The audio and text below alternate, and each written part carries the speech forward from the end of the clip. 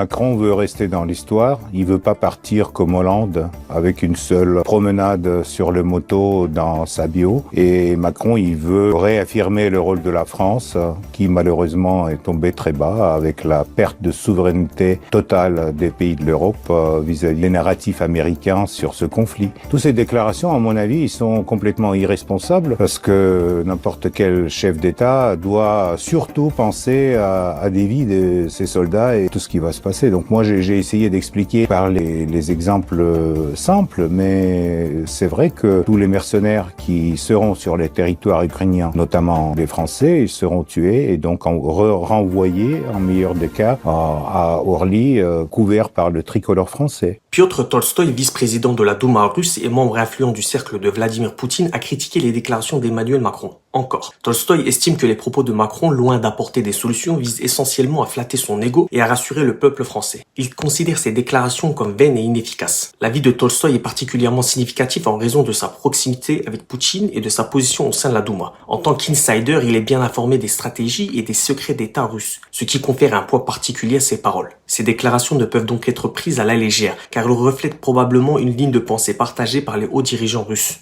Tolstoï a tenu des propos alarmants, affirmant que la France sera responsable de la Troisième Guerre mondiale si Macron continue dans une voie de confrontation directe avec la Russie. Cette menace explicite souligne la gravité avec laquelle la Russie perçoit la position française et les risques accrus d'escalade militaire. Tolstoï n'est pas étranger aux menaces. Il a déjà par le passé lancé des avertissements sévères contre des dirigeants étrangers, allant jusqu'à affirmer que les soldats de ces nations seraient tués s'ils s'approchaient de territoires contestés par la Russie. Une telle déclaration avait notamment été faite à l'encontre de la France, illustrant la volonté de la Russie de défendre agressivement ses intérêts territoriaux et stratégiques. Les déclarations de Piotr Tolstoï doivent être analysées avec soin. Elles révèlent non seulement une critique sévère de la politique de Macron, mais aussi une menace sérieuse à la stabilité internationale. La Russie semble prête à défendre ses intérêts avec une agressivité qui pourrait avoir des conséquences graves pour la paix mondiale. Bref, dites-moi ce que vous en pensez en commentaire, bien sûr, toujours dans le respect.